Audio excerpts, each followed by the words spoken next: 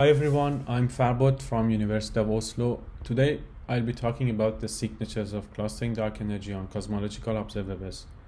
And I'm gonna specifically show you how we can use future cosmological surveys to put tight constraints on the speed of sound and the equation of state for clustering dark energy. It should be very interesting for us. My talk will be based on these three papers, mainly the first paper, and is done in collaboration with Julian Adamek and Martin Kunz. My talk will be in three parts. So first I'm gonna motivate why it's the right time and in fact interesting to do dark energy and modified gravity related stuff. I'm gonna show how we can consistently test gravity, or equivalently how we can make sure that we are putting correct constraints on dark energy and modified gravity component, which leads me to introduce the idea of effective field theory framework and our first attempt toward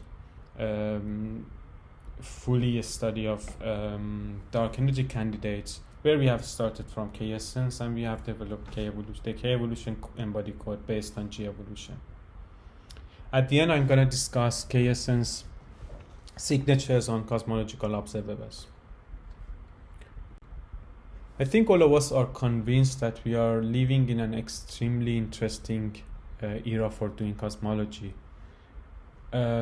because we are having lots of surveys performing at different frequencies. For example, in this picture, we have the most interesting surveys sorted based on the frequency they are performing and their altitudes.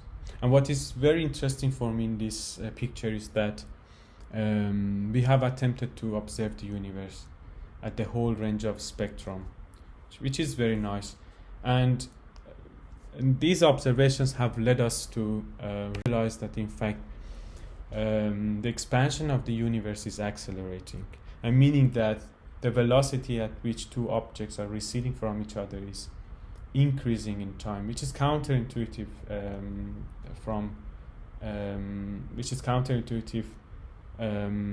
because from the nature of gravity we expect that the objects attract each other, and as a result the velocity at which they are receding, they should be decreasing with time.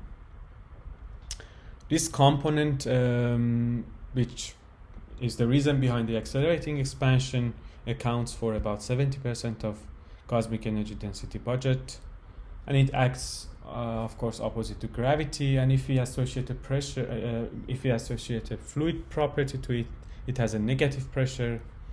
And moreover, observations suggest that this component does not cluster strongly in nonlinear scales like galaxy scales or supercluster scales. And in order to answer the question of what is the nature behind dark energy, or the reason behind accelerating expansion, during past years, many dark energy and modified gravity theories have been proposed. And today we have the situation of having many viable and theoretically interesting theories of modified gravity and dark energy. However, in the near future, we will have several surveys where we are going to precisely measure cosmological parameters, and hopefully we are going to put very tight constraints on dark energy and modified gravity theories. So I think in near future there will be some hope for understanding the reason behind this accelerating expansion. So I think it's the right time to do stuff related to dark energy and modified gravity theories. One of these surveys would be Euclid satellite, which in fact, it aims at understanding the nature of dark energy. So the plan should be as follows, because these surveys, future surveys, will probe cosmological parameters up to highly nonlinear scales. So in order to get the most out of these surveys, we need to model nonlinear scales properly as well, meaning that we need to develop a machinery in which we study dark energy candidates precisely deep into the nonlinear regime. And to do that, we need to do proper embodied simulations of dark energy candidates where we don't neglect dark energy clustering anymore. And at the end, we have to study the effects on large-scale structures and try to look for any possible conclusive evidence for each candidate in the light of future surveys. One of the simplest and most popular of these models is Chaosens, this theory, where we have a single scalar field minimally coupled to gravity. This is a very well motivated theory in cosmology, and it was initially introduced to naturally explain why we have a phase of accelerating expansion without any fine-tuning of initial conditions and the parameters of the model. This model was introduced after quintessence, which was suffering from these kind of fine-tunings. In order to study this model, it's clear that we have to set this function first, and we have lots of options for this function. So for each option, we have a prediction of this theory, which doesn't seem convenient. And this is a place where the effective field theory approach comes into the play, where in the EFT approach, which is an approximated approach, we keep only relevant degrees of freedom at a certain range of energy or distances. Meaning that here, this is an approximation to the previous action, which is a fundamental theory, where the scalar field perturbations, this quantity, is always small. So this is only valid when the scalar field perturbations remain small.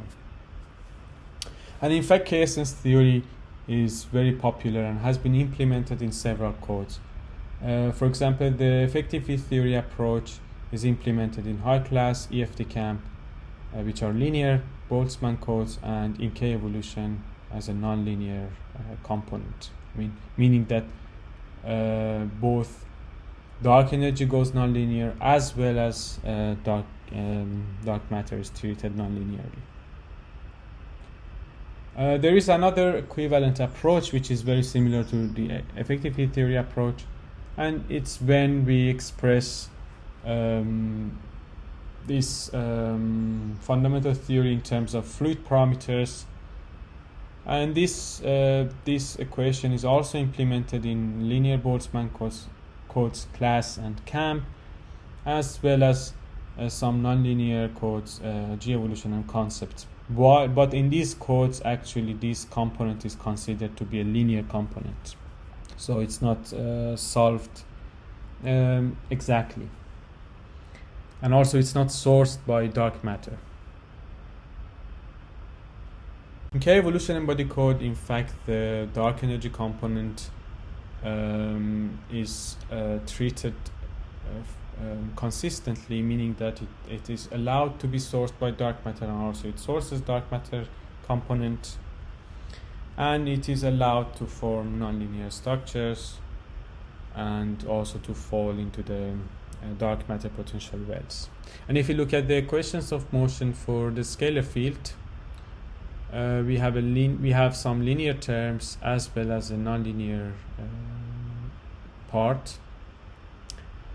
What is interesting in the linear part is that in fact we have the second time derivative, meaning that we have a second order differential equation, and we have a Laplace term here, which, as expected, the coefficient is sound speed squared, where it tells us how fast the perturbations of the scalar field propagate in time. And if we have large speed of sound squared, then it propagates fast and it doesn't cluster. And if you have a smaller speed of sound squared, we expect to see a clustering for dark energy. And another interesting point here is that, in fact, by study of these nonlinear terms, we found that there is a nonlinear instability in these kind of models, which I'm not gonna which I'm not gonna talk about today. So in my talk, basically, I completely ignore the fact these nonlinearities in dark energy. However, dark energy becomes nonlinear due to the fact that it is sourced by dark matter. At the end, in order to test Chaosens theories, which is parameterized with the equation of state and the speed of sound squared, as I showed in the previous equation, we have to run several simulations.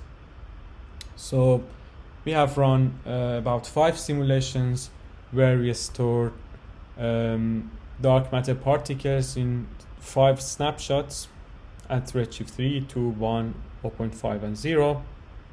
And as a post-processing procedure, we also find dark matter halos.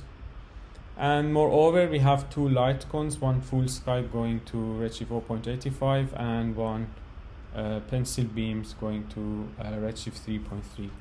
Where on these light cones we have dark matter particles information and also potentials. And as a result, we also have found dark matter halos. So we have full information to study the impact of Chaosens, speed of sound, and equation of state, and whether we will be able to put constraints on these 3 parameters of this theory in the light of future surveys or not.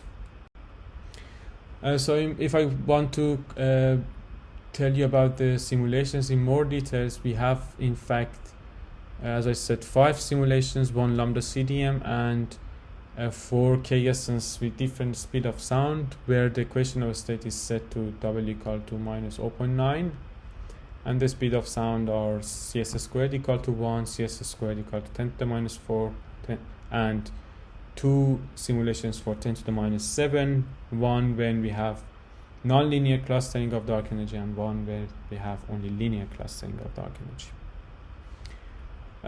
The whole data is about 120 terabytes, which is a lot, and we had lots of problems dealing with them. But fortunately, I mean, we could analyze them and to obtain interesting results. And these simulations, in these simulations, we have 4,600 cube number of particles, and box size is about 4,000 megaparsec over H. Now I'm going to show you results from K-evolution code compared to other approaches like class, power spectrum, and halo feed. For example, here in top we have matter power spectrum measured in megaparsec cubed over H cubed for K-evolution, class, and halo feed. We see that K-evolution and halo feed almost follow each other. I mean, however, it's not, I mean, the halo feed prediction is not very precise. And in the bottom, we have plotted the relative difference between K-evolution class and halo feed class. And in fact, the conclusion is that, in fact, we shouldn't use class or halo feed to study clustering dark energy. There is about 2% difference between K-evolution and halo feed at mildly nonlinear regimes. And moreover, there is about 5% difference between K-evolution and class. So it seems that neither halo feed nor class perform well in these scales. And on the other hand, we have another approach to study dark energy perturbations, which in Newtonian code we can make wrong initial conditions for dark matter particles, in order that we get correct matter power spectrum with the wrong initial condition. So basically, a power spectrum which accounts for dark energy perturbations as well. And we have shown that in fact by construction this method works very well for matter power spectrum. However, for the gravitational potential power spectrum, this Newtonian approach to study clustering dark energy is not precise enough, which we have like 3% up to 4% difference between Newtonian codes and K-evolution result, which we have to carefully use it.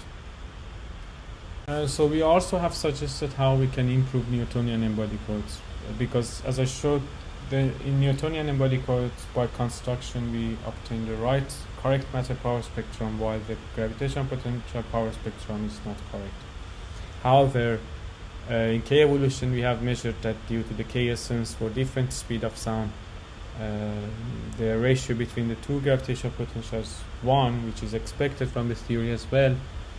And on the other hand, we could introduce a mu function which tells us how much we have to modify the Poisson equation coming from the fact that we have clustering dark energy. And this mu function could be measured in our code, which we can see here on the right. Mu function as a function of wave number for different redshifts. So as we go to higher redshift, because we don't have dark energy is not dominated, so mu is 1, and as we go to lower redshift, this mu increases, which tells us the clustering dark energy become more important. And the way it helps to improve Newtonian embodied codes is that we have matter power spectrum, correct matter power spectrum in Newtonian embodied codes by backscaling method or linear calling method to construct matter power spectrum considering the clustering dark energy effect, which we have these parts correctly. And on the other hand, if we give this mu function to the Newtonian embodied simulators, then they are going to have the correct potential power spectrum, which is very interesting. So they can use their simulations result in order to do lensing and etc. And if we solve the geodesic equation in a pair-type universe, we see that the position and the frequency of the light would change due to several effects, namely big gravitational lensing, Shapiro time delay would change the position of the light, and ISW-Rees-Sciama effect, gravitational redshift, and Doppler would change the frequency. And in the rest of my talk, I'm going to discuss only 2 of these effects, namely weak gravitational lensing and ISW-Rees-Sciama effect. And I'm going to show how the clustering dark energy would impact these signals. In weak gravitational lensing, in fact, the light rays emitted from distant galaxies are deflected when passing across the massive objects. And since this deflection angle is small, this phenomenon is called weak gravitational lensing. And in fact, it's an integrated effect, because this light would deflected when passing across many objects along its way. Another interesting signal is the integrated Sachs-Wolfe effect, which happens when we have a light ray here shown in red going across a time-dependent gravitational potential well. When it goes down to the well, it becomes blue because it gains energy. However, when it wants to climbs out of the well, since the well is decayed, it loses less energy, and at the end we have a photon which, because of the decaying potential well, photons are blue shifted. Here we can more or less intuitively see what happens when we have modified gravity to these signals. For example, here we have the change in temperature over temperature bar due to the ISW-Rees-Sciama effect. And in fact, in modified gravity theories, we have a modified Poisson equation as well as eta, which determines how much the two gravitational potentials differ, which for K essence I showed that it's 1. What happens is that when we have the time derivative of the sum of the two potentials, so in fact in this integral we will have the time derivative of mu as well as time derivative of matter. So due to the dark energy, we expect non-trivial changes to the dark ISW-Rees-Sciama signal. And also in the lensing, as it's clear, the mu itself, not its time derivative, would enter to this relation. What is very interesting in embodied simulations is that we have, more or less everything is under control, so we can make the maps and we can compare the signals in two different cosmologies. For example, here on the left we have the redshift due to the ISW-Rees-Sciama effect in the lambda CDM cosmology, where we have points which, when light come toward us, they are redshifted, and we have parts which they are blue shifted because of this this ISW and nonlinear Rees-Sciama effect. And on the right we have the map differences between when we have lambda CDM and K essence, which is very interesting because we see a non-negligible redshift due to the fact that we have different gravity or different dark energy level. However, this is not very conclusive, so we have to really look at the statistics, where here on the top we have the angular power spectrum for the ISW-Rees-Sciama signal as a function of the angular moment for when we have pencil beam going to redshift 3.3. Dashed lines represent class linear theory for two cases, one K essence with CSS squared 10 to the minus 7 and one lambda CDM, and dots show the results from K evolution and G evolution. What is very interesting here is that at very low L, almost L equal to 100, the nonlinear Rees-Sciama signal starts to kick in, and the nonlinearities in dark matter become important. And in bottom we have delta CL over CL when we compare two different theories and we plot the relative difference between the two as a function of L. For example, what I want to emphasize and is very interesting is that when we have two different speed of sound for K essence, one CSS squared 10 to the minus 7 and one CSS squared equal to 1, and when we plot the relative difference, we see about 30% effect on the ISW-Rees-Sciama signal, which is surprisingly large and is very interesting. And it actually makes ISW-Rees-Sciama signal a very powerful tool to probe dark energy. Similarly, in the lensing signal, we see the effects of clustering dark energy. Here on the top we have the convergence power spectrum as a function of L again, where this dashed line is class halo field prediction and this line is class linear prediction, and dots are results from embodied simulations. Green is G evolution lambda CDM, and blue and orange are K evolution with different speed of sound.